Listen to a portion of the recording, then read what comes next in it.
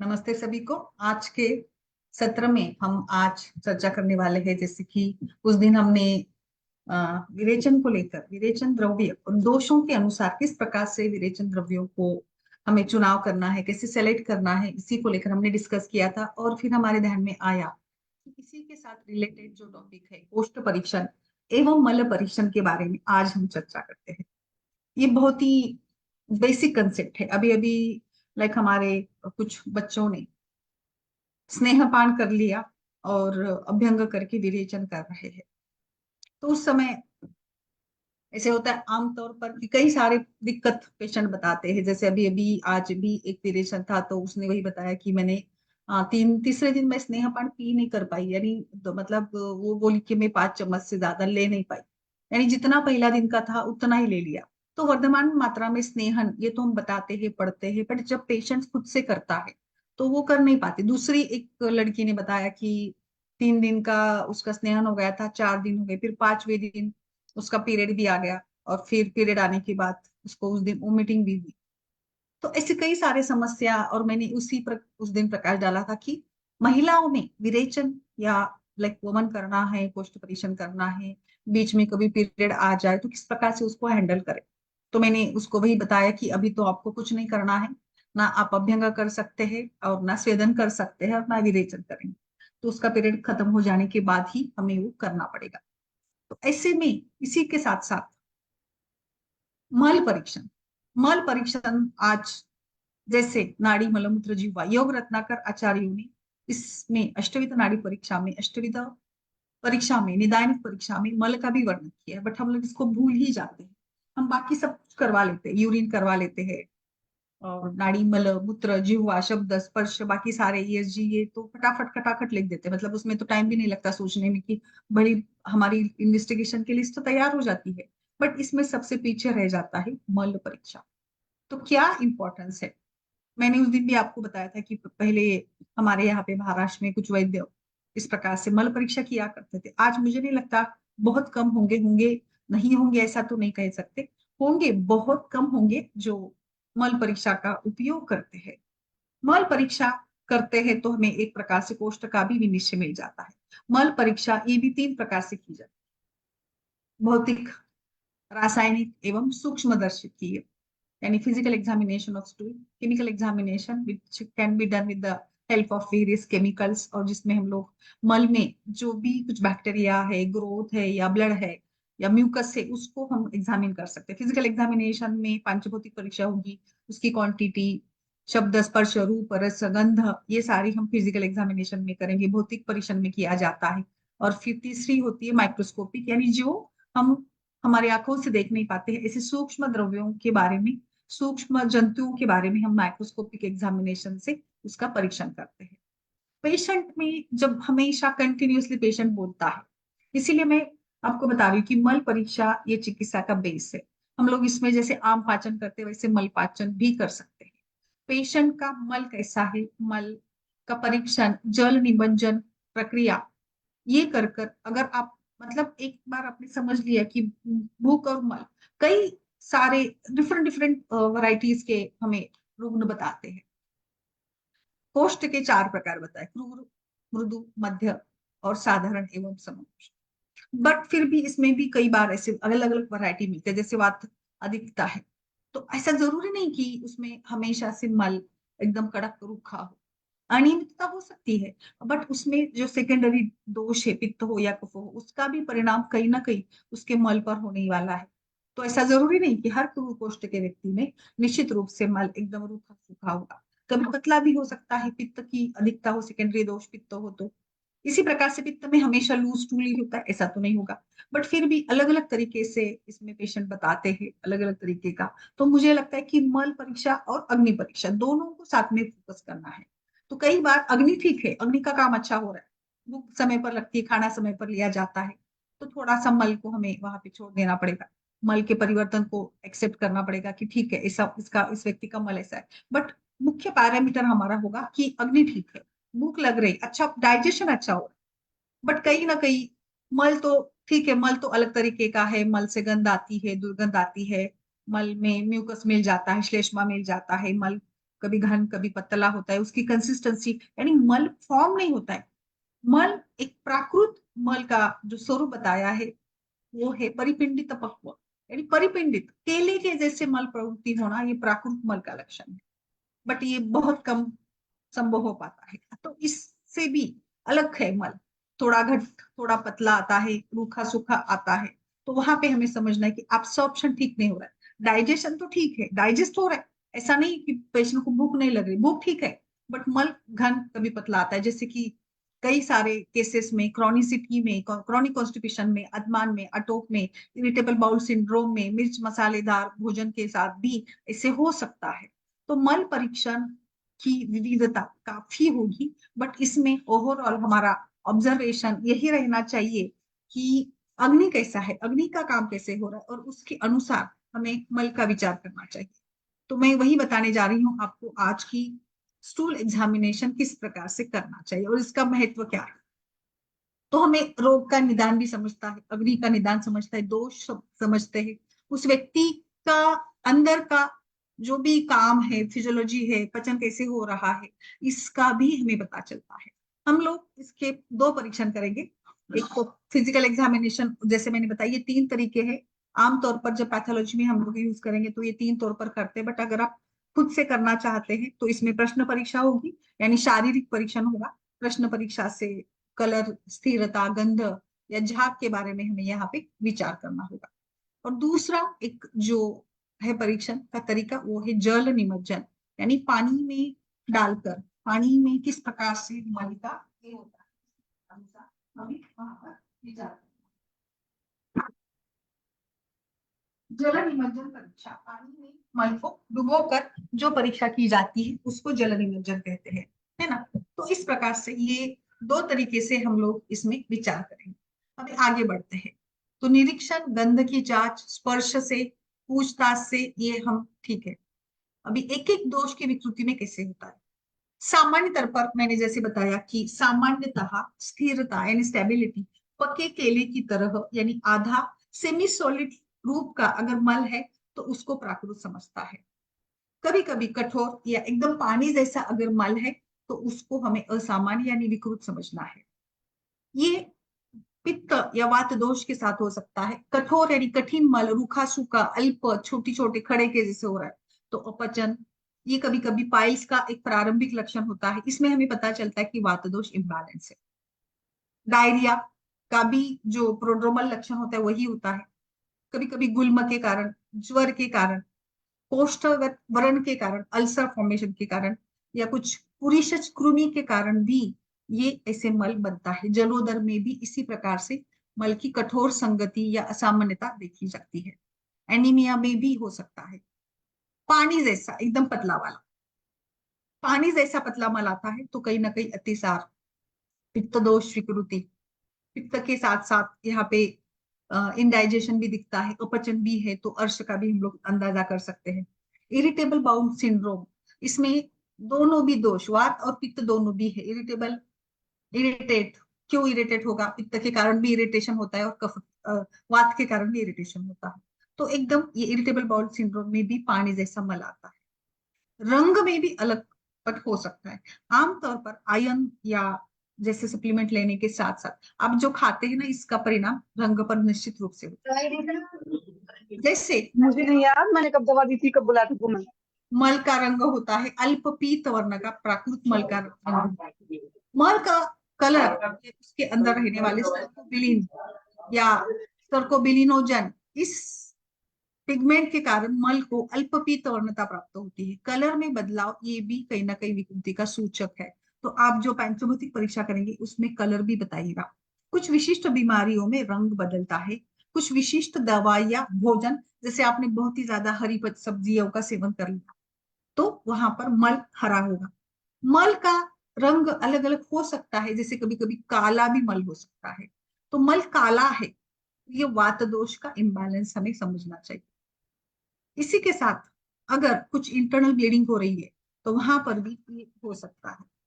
Iron के seven के साथ भी ये काला होना स्वाभाविक है।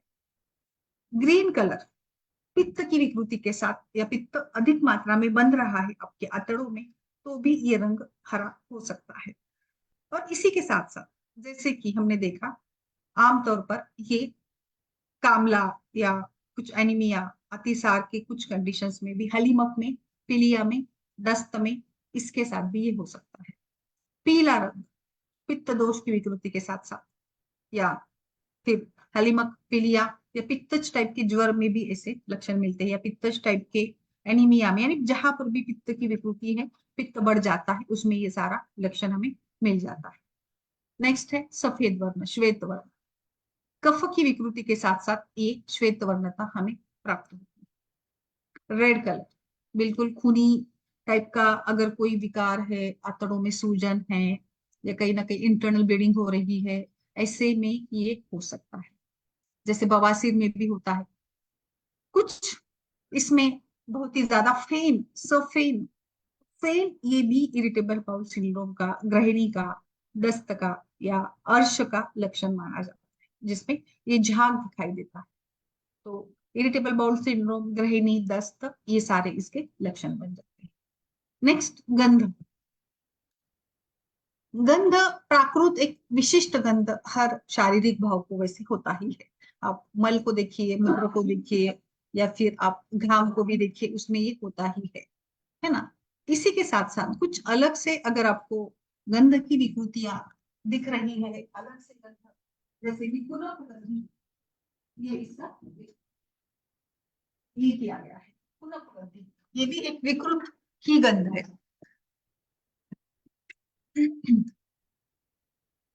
पुनपगंध ये विकृति सूचक ही गंध माना जाता है, जिसमें मृत शरीर के जैसे या कच्चे मांस के जैसे, आम के जैसे, ऐसे सारे लक्षण मिल जाते हैं।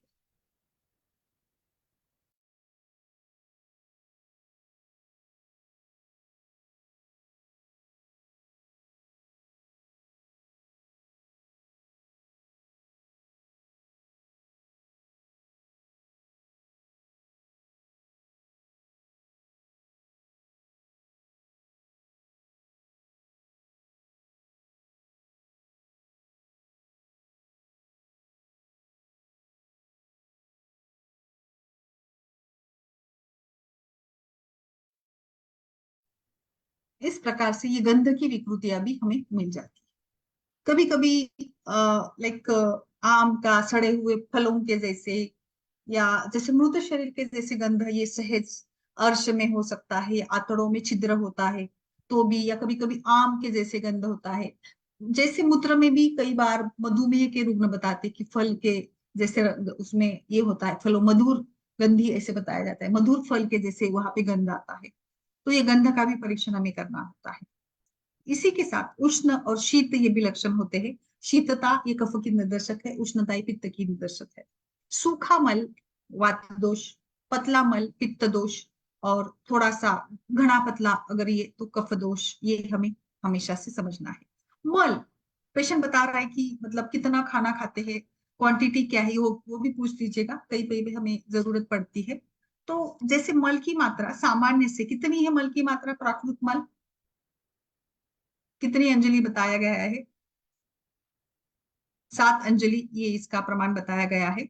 बट फिर भी मल की मात्रा असामान्य भी होती है, यानी बहुत ही रेगुलर मात्रा से कम कब मिलती है, तो असंतुलन में, बुखार में भी मल की मात्रा कम होती है। और वातज टाइप के अतिसार में मल का प्रमाण बहुत ही कम होता है। पेशेंट एनीमिक हो तो भी मल का मात्रा अधिक होता है।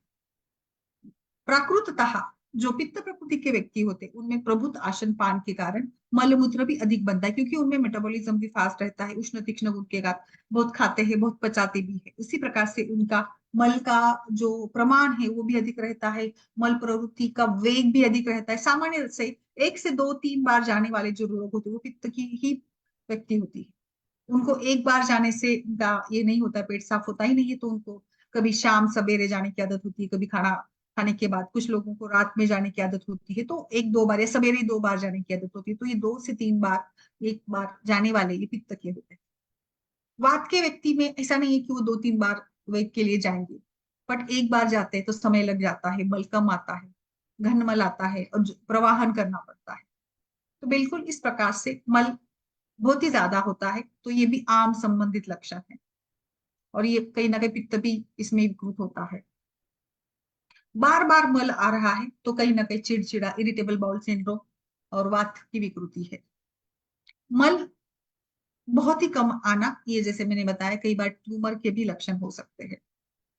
मल के समय दर्द हो रहा है तो ये वातज या डायरिया की बीमारी, मल के साथ जलन हो रहा है तो पित्त की विकार या गुदा में कुछ परिकृति का अर्श, ऐसे भी बहुत आवाज के साथ मल आता है। ये भी कई कॉमन लक्षण हैं जो कि वात प्रकृति के व्यक्ति में या इरिटेबल बाउल सिंड्रोम में, या मल की मात्रा कम होती है, वात गैस पेट में भरा है तो वायु का अनुलोमन ठीक से नहीं होता है, या वातज टाइप का अर्श होता है, तो इसमें भी आवाज के साथ मल शरीर के बाहर निकलता है। तो ये भी हमें पूछना पड़ेगा।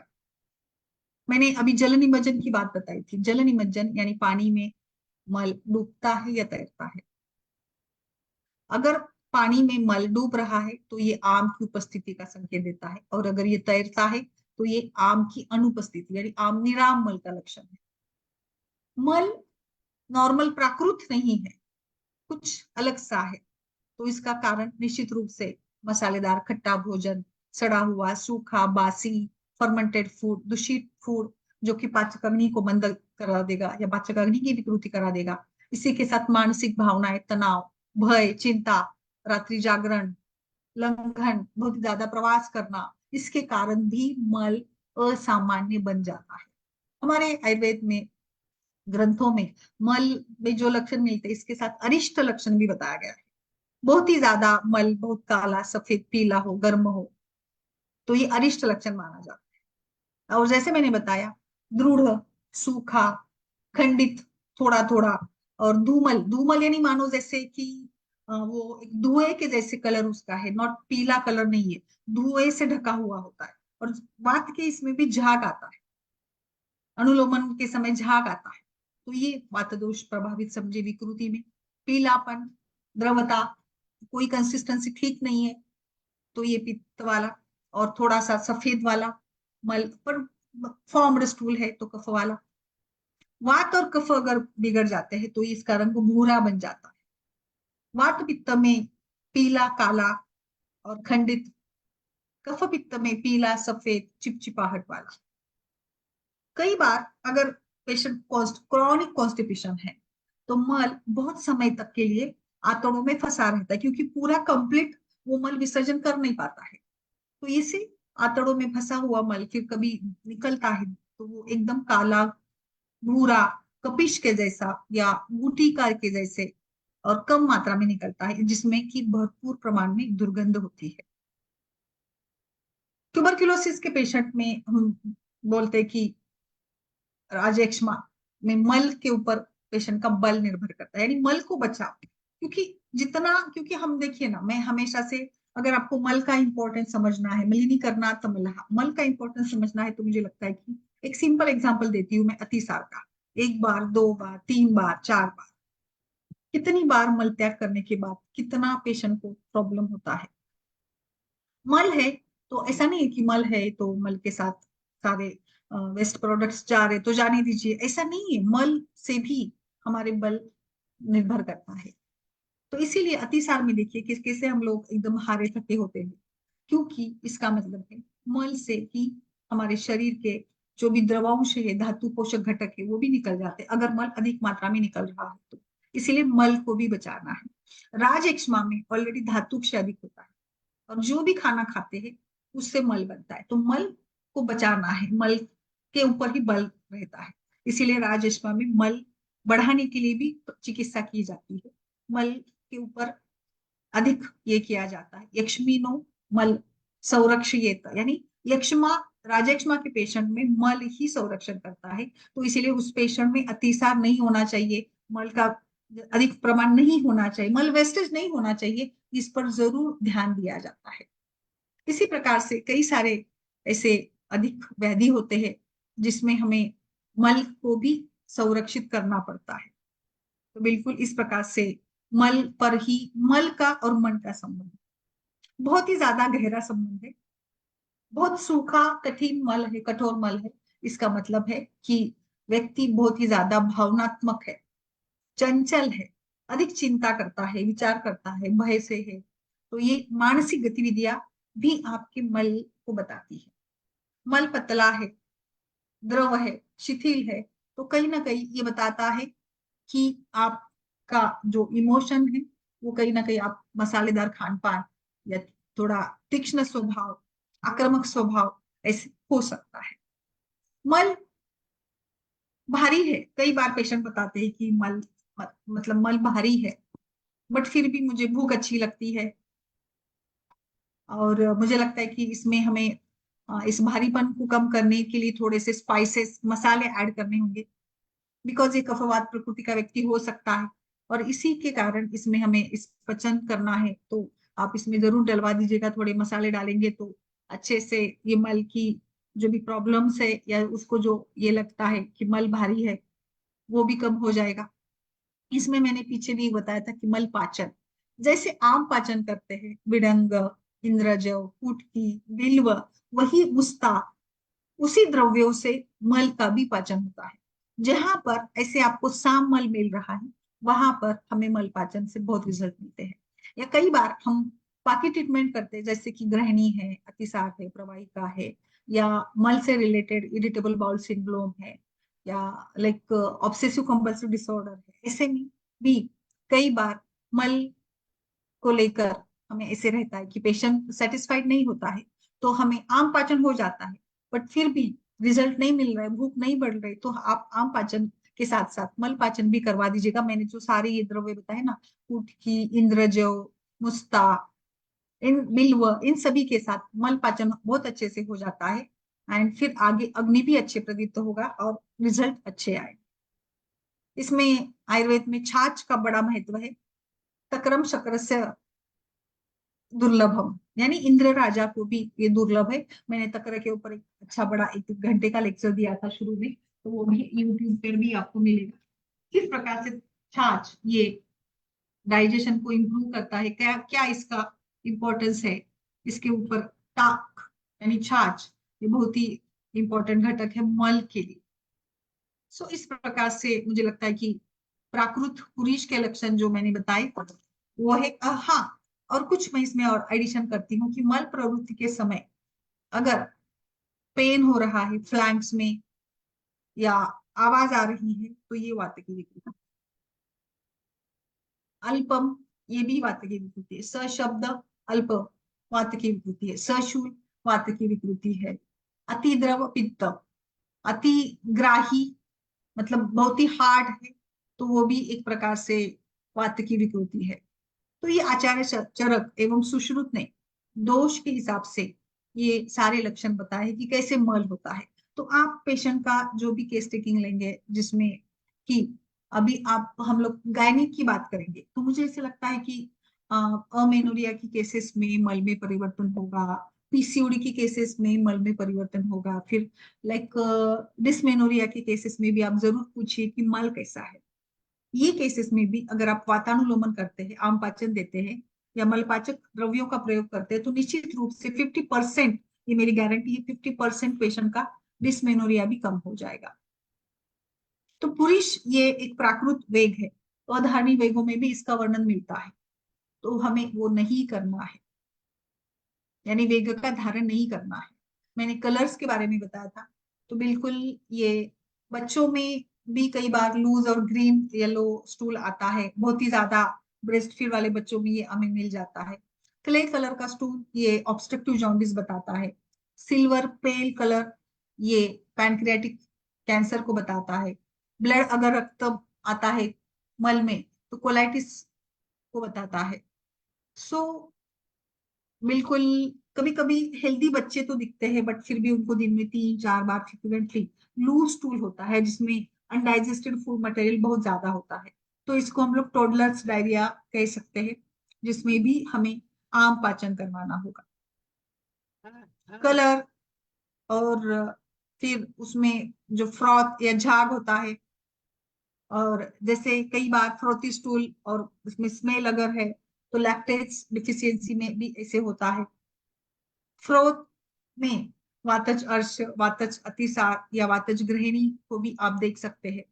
कंसिस्टेंसी के बारे में मैंने बताया कि किस प्रकार से विबंध में या अलग अलग व्याधियों में कंसिस्टेंसी पर कैसे फर्क पड़ता है कि मल कैसे बनता है। तो इस प्रकार से मुझे लगता है कि मल अलग अलग पेशेंट्स में अलग अलग टाइप का मल होगा, और उसकी गंध के बारे में भी बताया मैंने।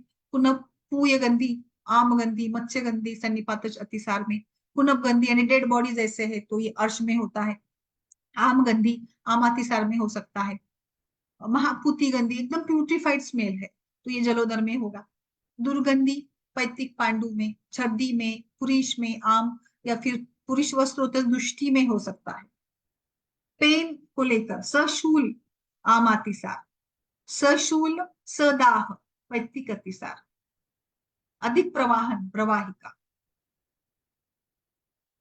चिरात दुखम वातज ग्रहणी, सशूल प्रवाहनम अर्श कफच अतिसार प्रवाहिका। तो इतने मतलब विस्तारित रूप से मल को लेकर बताया गया है। एंड सो पुरुषज कृमि को भी हमें देखना पड़ेगा। लक्षण पुरुषज कृमि अगर होते हैं तो इसमें पेन होता है, डिस्पेप्सिया, कॉन्स्टिपेशन और ओवर लाइक सलाइवेशन होता है, पेशेंट को चिंता अधिक होती है। एंड अलग अलग मतलब इंडाइजेशन की जो भी सारे लक्षण है अपचन के वो मिल जाते हैं। पेशेंट को कंटिन्यूअसली डायरिया होता है। मेरे पास एक दो केसेस ऐसे देखे हैं मैंने कि जिनको बहुत ही लंबे समय तक डायरिया रहता था, 15 दिन तक डायरिया चलता था। तो फिर उसमें स्टूल एग्जामिनेशन तो करना ही है। या स्टूल में अगर नॉर्मल जो मैंने बताया उसको छोड़कर अगर आपको कुछ लग रहा है तो आपको स्टूल एग्जामिनेशन करना पड़ेगा, जिसमें कृमि अगर आप मिल जाते हैं तो कृमिग्न चिकित्सा करेंगे। हमें स्तंभन, आम पाचन, मल पाचन, कृमिग्न इन सभी के साथ षडंग पानी, मुस्तादी कषाय, संजीवनी वटी, शंख भस्म, शंखवटी, कुटज घनवटी, ऐसे सभी हमारे अच्छे अच्छे कल्पों के साथ। बट मुझे ऐसे मेरा ऐसा मानना है कि आम पाचन जिस प्रकार से करते उसी प्रकार से मल पाचन का भी प्रयोग हमें करते रहना चाहिए इसमें भी। तो कोष्ठ परीक्षण ये एक बेस है, और कोष्ठ परीक्षण के लिए हमेशा हमें इतना ज्यादा समय देने की जरूरत नहीं है। हम सिंपली मल का प्रकार, मल कैसे होता है, प्रश्न परीक्षा से भी पेशेंट के कोष्ठ का अंदाजा लगा सकते हैं, जो कि हमें आगे स्नेहन की मात्रा, विरेचन की मात्रा, वमन की मात्रा के लिए भी कोष्ठ परीक्षण ही हमें इंपॉर्टेंट होता है। वमन का द्रव्यों का भी हम कोष्ठ के अंदाज से ही करेंगे, क्योंकि कई बार वमन के साथ साथ पेशेंट को अतिसार होता है। जैसे अति विरेचन के समय में पेशेंट को वमन होता है, वैसे वमन के समय में भी विरेचन हो सकता है। इसीलिए हमें इन सभी का विचार करना है। तो मल परीक्षा ये बहुत ही फायदेमंद है, इसका एक अपना इंपॉर्टेंस है। भले आज के जमाने में हम लोग इसको ज्यादा नहीं मान रहे हैं, बट मैं फिर भी आज मैंने ये टॉपिक इसीलिए लिया कि आप जितना हो सके उतना ज्यादा से ज्यादा मल के बारे में पूछिएगा, और हमें इसका उपयोग निश्चित रूप से होगा ही होगा। और मल पाचन का उपयोग आपको करना है। मल में अगर बहुत ही ज्यादा कफ आ रहा है, बलगम आ रहा है, तो क्या कारण होगा बताइए मुकेश जी, डॉक्टर कैलाश जी, बाकी सभी लोग भी बताइए। मल के साथ पस आ रहा है, बाकी अब बॉडी पेन भी है, तो क्या समझना चाहिए हमें, बोलिए। मल में अगर म्यूकस आता है तो कई सारे व्याधियों का विचार करना पड़ेगा। फिशर है क्या, फिशुला है क्या, कोलन कैंसर हो सकता है, क्रोनिक डिसीजेस कुछ, आईबीएस इरिटेबल बाउल सिंड्रोम है क्या, कुछ पैरासाइटिक इन्फेक्शन है क्या। तो इसके लिए आपको ब्लड टेस्ट, कोलोनोस्कोपी ऐसे इसका प्रयोग करना पड़ेगा। मल में आपको ये सारी ना हो इसके लिए हमारे आहार में प्रोबायोटिक होना जरूरी है। प्रोबायोटिक यानी जो कि शरीर में अच्छी बैक्टीरिया को निर्माण करता है। मैंने अभी छाछ का उदाहरण दिया था, तो छाछ में, दही में प्रोबायोटिक्स है, यानी जो शरीर में आंतड़ों में गुड बैक्टीरिया को प्रोड्यूस करते हैं, which help to proper digestion को फैसिलिटेट करने का ये प्रोबायोटिक काम करते हैं। सो प्रोबायोटिक का भी एक अपना इंपॉर्टेंस है। इस प्रकार से आज हम लोग मल के बारे में सोच रहे हैं, नॉर्मल स्टूल के कैरेक्टर्स को पहले समझिएगा। Colour, ओडल, frequency. 1 से 2 बार प्राकृत है, 3 बार भी प्राकृत है। देखिए, डेफिकेशन, मल विसर्जन, पुरुष विसर्जन, ये आपकी साइकोलॉजी पर भी डिपेंड करता है। और नॉर्मल मैंने जैसे बताया 100 से 200 ग्राम पर डे इसका क्वांटिटी होना चाहिए। इसके साथ हमें सभी अग्नि का आसानी से हम लोगों को पता चलता है। और फिर बाकी भी इंफ्लेमेटरी डिसीजेस है, माल एब्सॉर्प्शन है, उसका भी हमें पता चलता है। ओके मैम, आई होप कि ये आप सभी के लिए अच्छा रहा होगा सेशन आज का। तो एबनॉर्मल कंसिस्टेंसी, पेन के अलग अलग प्रकार, ये सारा कुछ मैंने बता दिया है।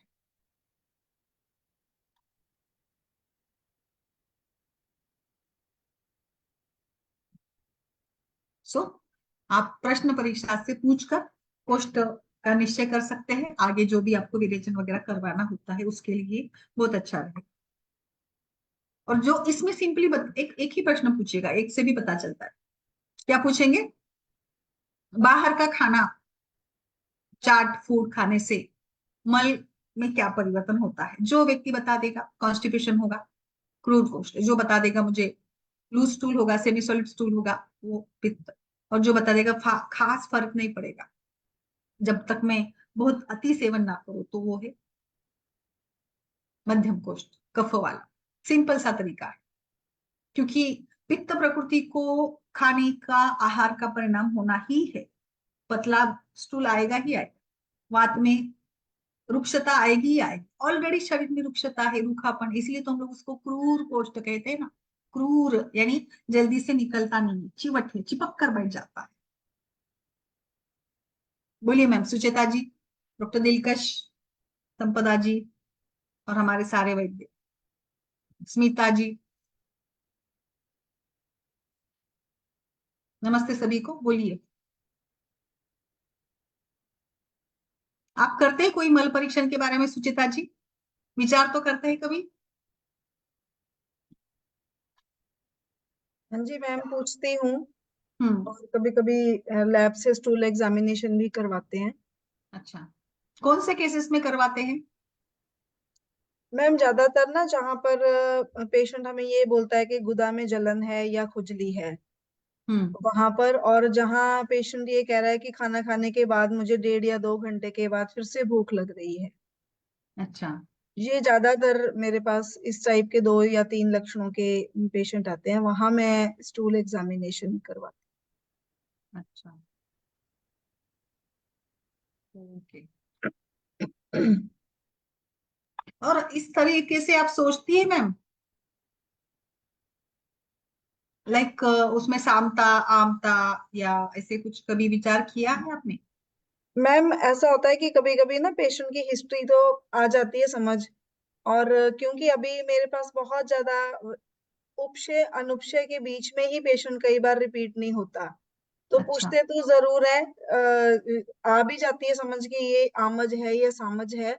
लेकिन जो हम्म। हम पहले तो 2 या 3 या 5 दिन की दवाई देंगे ना, वहां से और हम्म। क्लैरिटी मिल जाती है कि आम, हमें कई बार ऐसा लग रहा होता है कि आम दोष है, पर वो नहीं होता। हम्म। और कभी कभी नहीं लग रहा होता है, पर होता है।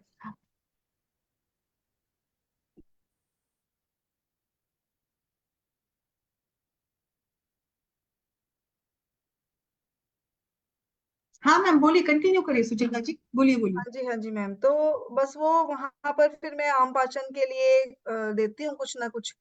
फिर वो हम्म। आगे मैं पेशेंट कंटिन्यू कर जाए तो थोड़ी और क्लैरिटी हो जाती है, नहीं तो हम्म। फिर नहीं हो पाती। हम्म। ऐसे बाकी कभी तो मैम मैंने, आपने टिपिकली अतिसार, प्रवाहिका या अनाथों के पेशेंट में पूछा है? हाँ जी मैम, अतिसार में मैं करती हूँ। अतिसार में बल्कि मैंने ऐसे पेशेंट में भी देखा है जहाँ द्रवता तो है, लेकिन जो उनका हेतु मिला वो ऐसा मिला कि उन्होंने रात को जैसे शादी में खाना खाया या कुछ ऐसा लिया। तो वहां हम्म। भले चित्रक आदि जो है थोड़ी उष्ण उसकी होती है, लेकिन आम पाचन में जहाँ मैंने यदि आम पाचन के लिए यदि चित्रक आदि वटी दी, तो हम्म। शाम तक आराम आया पेशेंट को। Hmm. Hmm. Hmm. Very good. तो चित्रकारी भी वहां अच्छा थोड़ा हम सा पाचन है। मैंने वहां पे मैंने थोड़ा सा विरोध देखा। जैसे हम लोग वैसे तो कहते हैं कि चित्रगादी उष्ण उसमें है, द्रवती सार में उसका कोई ऐसा इंडिकेशंस भी नहीं पाई जाती। वहां पे बिलवादी या कुटज घनवटी मानी जाती है। लेकिन यदि जहाँ क्लियर कट डायग्नोसिस बन रहा है कि आम पाचन ही जरूरी है, वहां मैंने देखा मैम चित्रगादी वटी जैसे मैं 2-2 घंटे या 3-3 घंटे बाद उनको बोलती हूँ, यस यस। दो दो दो दो गोली खा लीजिए आप 2-2 घंटे बाद। शाम तक पेशेंट कहता है कि हमें आराम है। यस मैम, बिल्कुल। एक्चुअली ना चित्रकारी वटी का जो ये है ना, वो डाइजेशन को भी एनहांस करती है मैम। हाँ पाचक जी। और ये मतलब दोनों तरीके के उसके काम है चित्र के। जी मैम, और बस ये वो। हम, हाँ जी। यस, इसमें भी कर सकते हैं आप ना, इवन दो आप इसको अरुचि वगैरह इसमें भी कर सकते हैं, अग्निमांद्य जैसे। तो यहाँ पे वो डाइजेशन को इम्प्रूव करके आपके, आपने बोला ना अतिसार में उसका ये हो रहा है तो। हाँ जी, जैसे कह सकते हैं हम आम अतिसार वहां पर भी अच्छा। किया। यस। ओके। इसमें मैम एक्चुअली ना बहुत अच्छे अच्छे कंटेंट्स है चित्रकारी वटी में ना। लाइक ये है, इसमें सेंधों के 2-3 प्रकार है, मतलब 3-4 सेंधव लवण है, सोवर चलबी है, हिंगू भी है देखिए इसमें, अजमोदा है। तो ये सारे मतलब ओवरऑल ना ये अच्छे से ये करते हैं, दीपन करते हैं। हाँ हाँ जी मैम, वो अच्छा है ना। उससे तो अच्छा है ना जो पेशेंट को हम नॉरफ्लॉक्स दे रहे, टीजेड दे रहे हैं यस या सिप्लॉक्स टीजेड देके और आम दोष उसका बढ़ा रहे हैं। उससे यस। उससे मैम जब थोड़ी थोड़ी जब समझ आने लगी, पहले तो प्रैक्टिस ही ऑब्स की करती थी। जब हम पढ़ते हैं किसी को थोड़ा थोड़ा थोड़ा, जब समझ आने हम्म। लगी तो अब मैं नहीं यूज करती बिल्कुल भी एंटीबायोटिक मेरा।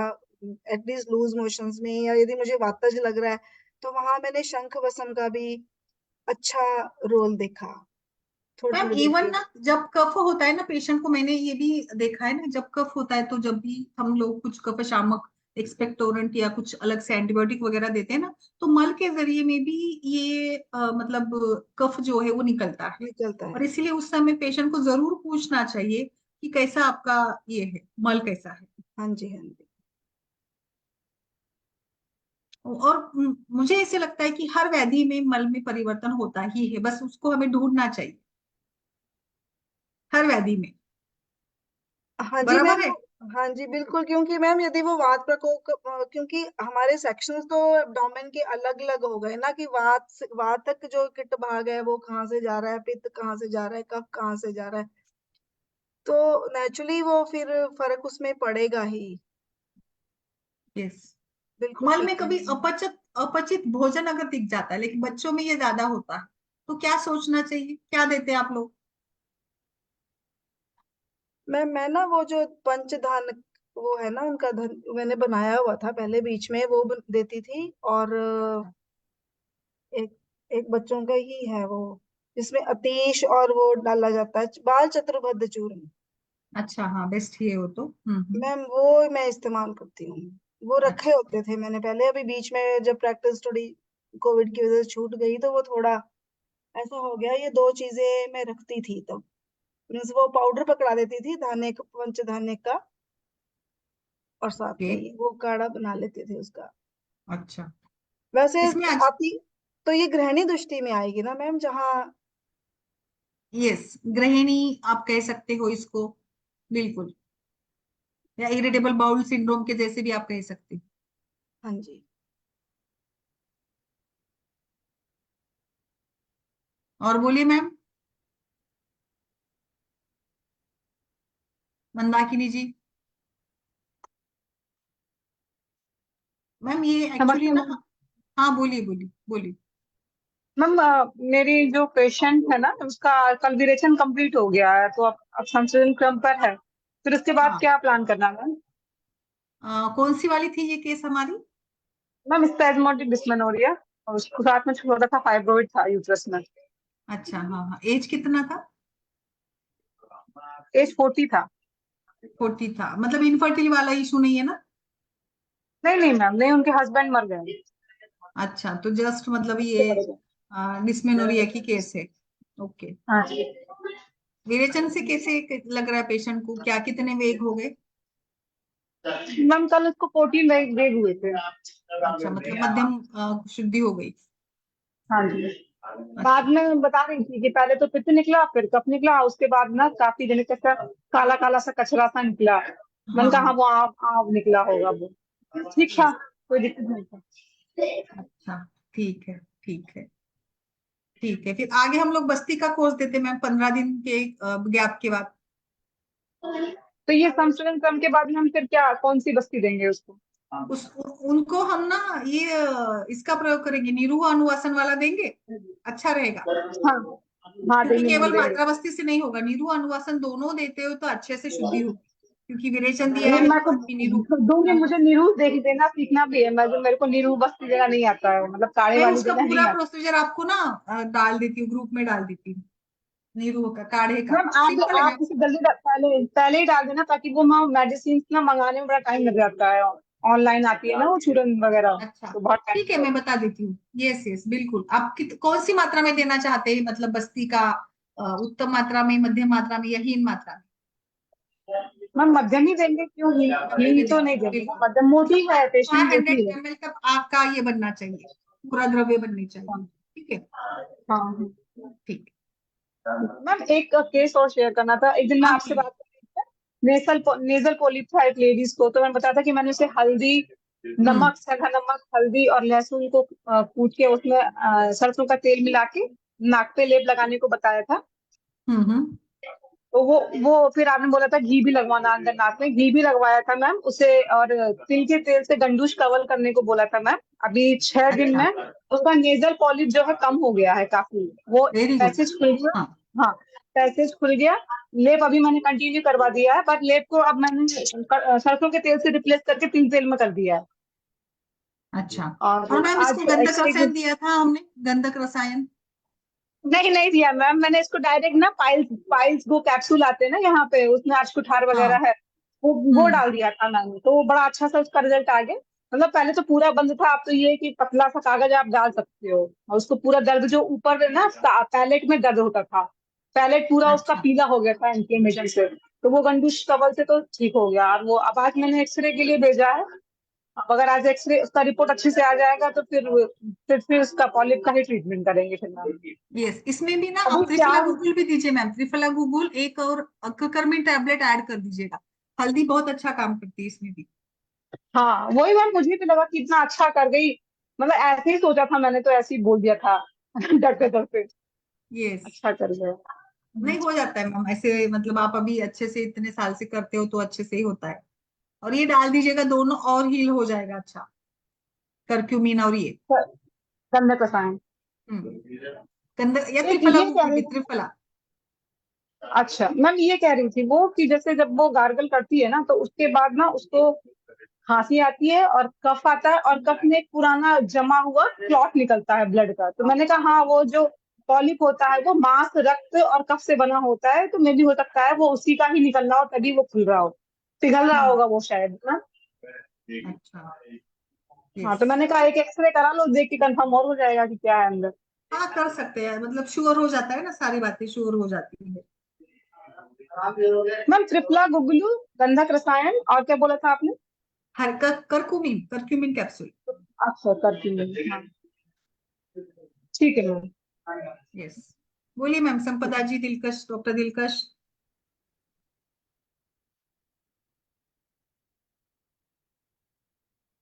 डॉक्टर स्मिता, बोलिए मैम। डॉक्टर स्मिता गोड़गाते, बोलिए।